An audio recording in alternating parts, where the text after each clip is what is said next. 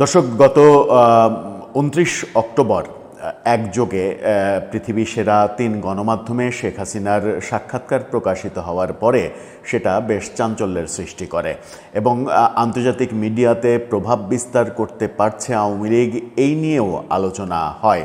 সেই সাক্ষাৎকারের পরে আলোচনাগুলো যখন এখনও থামেনি এবং তখনই আওয়ামী লীগের সাবেক তথ্য প্রতিমন্ত্রী মোহাম্মদ এ আরাফাত বলেছিলেন যে আরও আন্তর্জাতিক পত্রিকাতে সাক্ষাৎকার আসবে, গণমাধ্যমে সাক্ষাৎকার আসবে। এরই মাঝে বিবিসি বাংলা বলার চেষ্টা করেছিল তাদের দিল্লি প্রতিনিধিকে নিয়ে যে সামনে শেখ হাসিনার মুখোমুখি সাক্ষাৎকার কোনো গণমাধ্যমে টেলিভিশনে দেখা গেলেও আশ্চর্য হওয়ার কিছু থাকবে না।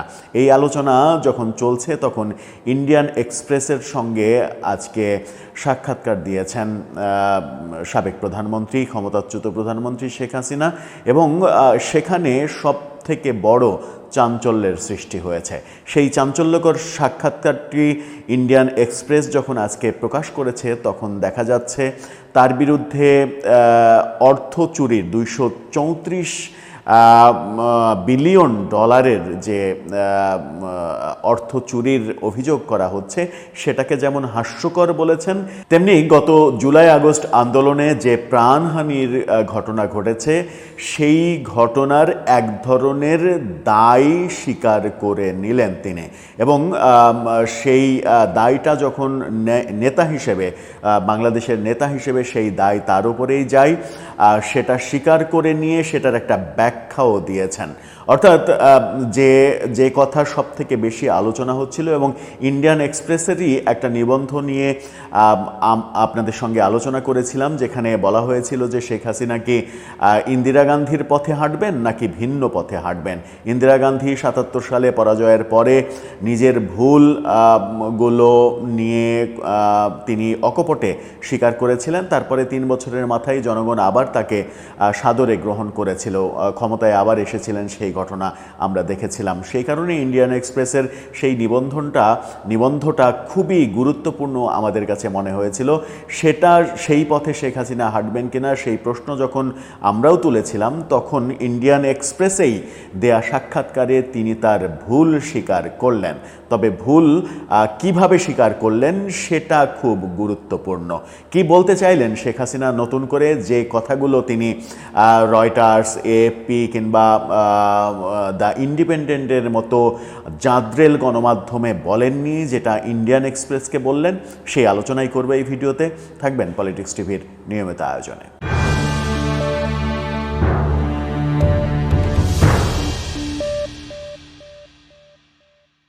দর্শক, বলছিলাম ইন্ডিয়ান এক্সপ্রেসে শেখ হাসিনা আজকে সাক্ষাৎকার দিয়েছেন। বিভিন্ন গণমাধ্যমে সাক্ষাৎকার এরই মাঝে প্রকাশিত হওয়া শুরু করেছে, আরও এরকমটাও খবর পাওয়া যাচ্ছে হিন্দুস্তান টাইমসেও তার একটি সাক্ষাৎকার প্রকাশিত হওয়ার ব্যাপারে। তবে ইন্ডিয়ান এক্সপ্রেসের এই সাক্ষাৎকারটা আমাদের নজরে এসেছে। সেখানে ইন্ডিয়ান এক্সপ্রেস তাকে নিয়ে যে শিরোনামটা করেছে তার একটা হাস্যোজ্জ্বল ছবি ব্যবহার করেছে তারা। ইন্টারেস্টিংলি এই সাক্ষাৎকারে সেখানে তারা যে শিরোনাম করেছে সেখানে বলা হচ্ছে যে এক্সক্লুসিভ ইন্টারভিউ, শেখ হাসিনা কিন অন ফাইটিং পোলস, কলস 234 বিলিয়ন এলিগেশন লাফেবল। অর্থাৎ এর বাংলা যদি আমরা করি তাহলে যেটা দাঁড়ায় সেটা হচ্ছে যে সাক্ষাৎকারে শেখ হাসিনা নির্বাচনে লড়তে আগ্রহী, আগামী নির্বাচনে তিনি লড়বেন। 234 বিলিয়ন ডলারের অভিযোগকে হাস্যকর বলেছেন তিনি। প্রথমবারের মতো শেখ হাসিনা তার সরকারের বিরুদ্ধে গণবিক্ষোভের সময় যে হত্যার দায়, সেই হত্যার সময় তিনি যে নেতৃত্বে ছিলেন দেশের, সেই নেতৃত্বে থাকা অবস্থায় দায়টা যে তার উপরেই চলে আসে, এভাবে তিনি দায় স্বীকার করেছেন। তাকে যে কয়েকটা 3-4টা একেবারে স্পেসিফিক 3-4টা প্রশ্ন করা হয়েছে, সেই প্রশ্নগুলো নিয়ে আংশিক করে আপনাদের সঙ্গে আলোচনা করি। প্রথম প্রশ্ন করা হয়েছে, বাংলাদেশ কর্তৃপক্ষ আগামী বছরের গোড়ার দিকে অনুষ্ঠিতব্য সাধারণ নির্বাচনে আওয়ামী লীগকে প্রতিদ্বন্দ্বিতা করার ক্ষেত্রে নিষিদ্ধ করেছে। আপনার দলের সদস্যরা কি সেই ক্ষেত্রে স্বতন্ত্র প্রার্থী হয়ে নির্বাচন করার কথা ভাবছে? শেখ হাসিনা বলেছেন, আওয়ামী লীগকে নিষিদ্ধ করার সিদ্ধান্তটি গভীরভাবে অগণতান্ত্রিক এবং বাংলাদেশের সংবিধান এবং ভোটারদের মৌলিক অধিকারের স্পষ্ট লঙ্ঘন। এটি লক্ষ লক্ষ মানুষের জীবনকে ক্ষতিগ্রস্ত করে। ঐতিহাসিকভাবে যখন দলগুলো পূর্ববর্তী নির্বাচনে অংশগ্রহণ করেনি, তখন বাংলাদেশি ভোটাররা কেবল ভোটই দেয়নি, বরং তাদের ভোট অন্য দলে স্থানান্তর করেছে। তাই আমাদের অগ্রাধিকার হলো আমাদের ভোটারদের অধিকারের জন্য লড়াই চালিয়ে যাওয়া। অর্থাৎ তিনি বলেছেন যে আগামী নির্বাচনে অবশ্যই তিনি প্রতিদ্বন্দ্বিতা করতে চান এবং নির্বাচনে অংশগ্রহণ করতে চান। আরেকটা প্রশ্ন করা হয়েছে, যদি আওয়ামী লীগ এবং তার সদস্যরা যে কোনো ধরনের নির্বাচনে প্রতিদ্বন্দ্বিতা করতে অস্বীকৃতি জানায়, তাহলে বাংলাদেশের উপরে এর কি প্রভাব হবে বলে আপনি মনে করেন? এই সাক্ষাৎকারটাও ইমেলে গ্রহণ করা হয়েছে। যেহেতু ইমেলে গ্রহণ করা হয়েছে, তাই আগের প্রশ্নের উত্তর না জেনেই দ্বিতীয় প্রশ্নটা চলে আসে, এরকমটাই মনে হতে পারে। শেখ হাসিনা এই প্রশ্নের উত্তরে বলেছেন, আমরা নির্বাচনে প্রতিদ্বন্দ্বিতা করতে অস্বীকৃতি জানাচ্ছি না, বরং আমরা আন্তরিকভাবে অংশগ্রহণ করতে চাই, কিন্তু এমন একটি প্রশাসন আমাদের তা করতে নিষেধ করেছে যারা নিজেই অনির্বাচিত এবং যাদের গণতন্ত্রের প্রতি স্পষ্টতই শ্রদ্ধা নেই। আমাদের এই চক্র ভাঙতে হবে, এটাও তিনি বলেছেন যে এটার বিরুদ্ধে অবস্থান নিতে হবে। পরের প্রশ্নে তাকে জিজ্ঞাসা করা হয়েছে, হিউম্যান রাইটস ওয়াচের একটি প্রতিবেদনে অনুমান করা হয়েছে যে 1 বছরের বেশি সময় আগে 15 জুলাই থেকে 5 আগস্টের মধ্যে, এইখানে প্রতিবেদনটার কথাটা উল্লেখ করা একটু ভুল আছে, 15 আগস্ট পর্যন্ত হবে মূলত, 1400 জন নিহত হওয়া এবং হাজার হাজার আহত হয়েছিল। সেই প্রতিবেদনে বলা হয় যে বেশিরভাগই বাংলাদেশের নিরাপত্তা বাহিনীর গুলিতে নিহত হয়। সেই সময়কার প্রধানমন্ত্রী হিসেবে আপনি কি রাষ্ট্র কর্তৃক সংগঠিত সহিংসতার দায় স্বীকার করেন, যার ফলে আপনাকে ক্ষমতাচ্যুত করা হয়েছিল? খুবই গুরুত্বপূর্ণ প্রশ্ন। এই প্রশ্নের উত্তরে তিনি যেটা বলেছেন যে গত গ্রীষ্মের বিদ্রোহের মর্মান্তিক সহিংসতায় নিহত প্রতিটি প্রাণের প্রতি আমি শোক প্রকাশ করছি। দেশের নেতা হিসেবে আমি চূড়ান্তভাবে নেতৃত্বের দায়িত্ব নিচ্ছি, কিন্তু দেশের নেতা হিসেবে এই নেতৃত্বের দায়িত্ব আমার পরেই আসে। কিন্তুতে কি বলছেন তিনি? কিন্তু আমি নিরাপত্তা বাহিনীকে অভিযান পরিচালনার নির্দেশ দিয়েছিলাম বা নির্দেশনা দিয়েছিলাম এবং এই ধারণাটি মৌলিকভাবে ভুল। তিনি অভিযান পরিচালনা অর্থাৎ এই হত্যাকাণ্ডের নির্দেশনা দিয়েছেন, এটা ভুল। তিনি কি বলছেন? সমস্ত পদক্ষেপ সৎ বিশ্বাসে এবং প্রাণহানি বা আইন শৃঙ্খলার আরও অবনতি কমানোর একমাত্র উদ্দেশ্য নিয়েই দেয়া হয়েছিল। অর্থাৎ আইন শৃঙ্খলার পরিস্থিতির যেন অবনতি না হয়, সেই কারণেই নির্দেশনা দেয়া হয়েছিল যে এটা প্রতিরোধ করতে, কিন্তু সেখানে প্রাণহানির ঘটনা, এটা আইন শৃঙ্খলা রক্ষাকারী বাহিনীর অতি বাড়াবাড়ি কিংবা ভুল বোঝাবুঝিতে হয়েছে। তিনি জাতিসংঘের মৃত্যুর হিসাব সম্পর্কে বলছেন যে জাতিসংঘের মৃত্যুর হিসাব সম্পর্কে আমরা এই সংখ্যাটি বিরোধিতা করি। এটি স্বাস্থ্য মন্ত্রণালয়ের নিজস্ব গণনার চেয়ে উল্লেখযোগ্যভাবে বেশি এবং অন্তর্বর্তীকালীন সরকার কর্তৃক জাতিসংঘের মানবাধিকার কমিশনারদের সরবরাহ করা অপ্রমাণিত এবং নিবিড়ভাবে নিয়ন্ত্রিত প্রমাণের উপরে ভিত্তি করে তৈরি করা। অর্থাৎ তিনি জাতিসংঘের প্রতিবেদন সম্পর্কে বলছেন যে মৃত্যুর যে হিসাব দেওয়া হয়েছে সেটা সরকারের সরবরাহ করা হিসাব, এটা সরকার সরবরাহ করেছে যে এই হিসাব, যেটা প্রমাণিত না। এবং তিনি এটাও বলছেন যে এই যে এই দাঙ্গায় যে আমাদের লোকজন নিহত হয়েছে এবং পুলিশের লোকজন নিহত হয়েছে, সেই সব সংখ্যা ইনক্লুড করা হয়েছে, ইনক্লুড করেও সেই সংখ্যাটা বেশি দেখানো হয়েছে, যেটার পরিপ্রেক্ষিতে তিনি আবার এটাও বলছেন যে এখন পর্যন্ত সরকার এটার স্পেসিফিক সংখ্যা যখন পর্যন্ত নির্ধারণ করতে পারেনি এবং সেই নির্ধারণ করা সংখ্যা এখন পর্যন্ত গেজেটের যেটা আমরা জানি সেই সংখ্যাটা এই জাতিসংঘ প্রতিবেদনে দেয়া সংখ্যার চাইতে যখন অনেক কম, তখন এই ব্যাপারটা নিয়ে, সংখ্যাটা নিয়ে তিনি এক ধরনের দ্বিমত পোষণ করছেন। কিন্তু তিনি উল্লেখযোগ্য ব্যাপার হচ্ছে তিনি সেই সময় যেহেতু নেতৃত্বে ছিলেন, সেহেতু নেতৃত্বে থাকার জন্য দায়টা তার উপরেই আসে এবং দায়টা তার, এই কথাটা তিনি স্বীকার করে নিচ্ছেন। দর্শক, এর পরের প্রশ্ন তাকে করা হয়েছিল বাংলাদেশে বেশ কয়েকটি সাধারণ নির্বাচনের অখণ্ডতা নিয়ে প্রশ্ন রয়েছে, যার মধ্যে আওয়ামী লীগের জয়ের ফলাফলও রয়েছে।